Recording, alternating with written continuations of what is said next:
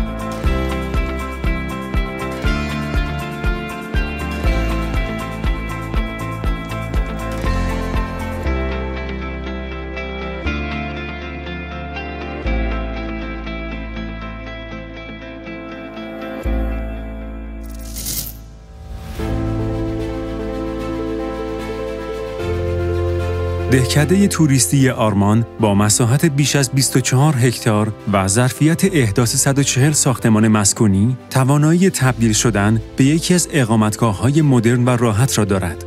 از جمله مزایای اصلی این پروژه، جذب گردشگران داخلی و خارجی است که به دلیل جاذبه‌های طبیعت محور این منطقه، به ویژه رود دز، به این دهکده می‌آیند.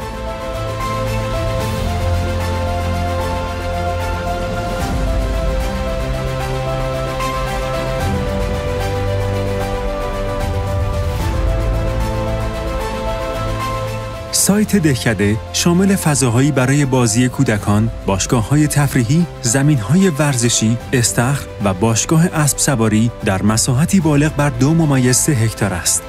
همچنین مکانی برای اجاره دوچرخه، اسکوتر و موتورهای برقی و مسیرهای مشخص برای تردد امن طراحی شده است.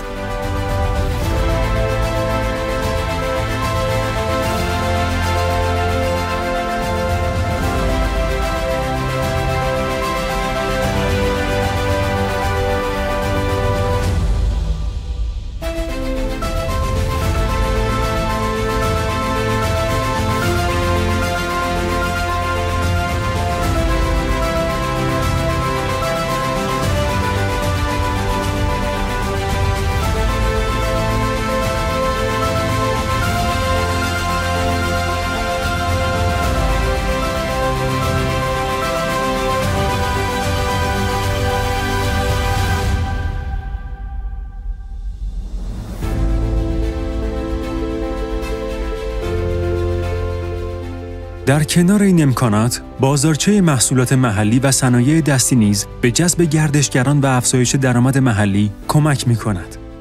این امر اشتغالزایی برای ساکنان منطقه و فروش محصولات بومی را به دنبال دارد و به بهبود معیشت محلی‌ها کمک می‌کند.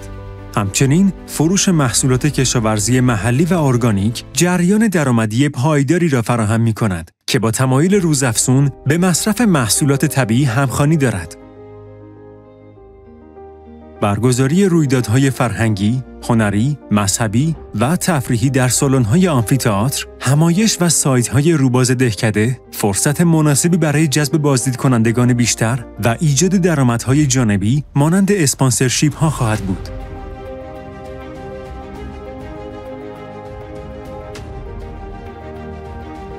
نزدیکی این دهکده به رودخانه دز امکان ارائه فعالیت‌های تفریحی و ورزشی آبی نظیر قایق‌سواری، ماهیگیری، شنا و جت اسکی را فراهم می‌کند. این تفریحات آبی می‌توانند منبع درآمدی مستقیم از طریق فروش بلیط و اجاره تجهیزات به گردشگران باشند.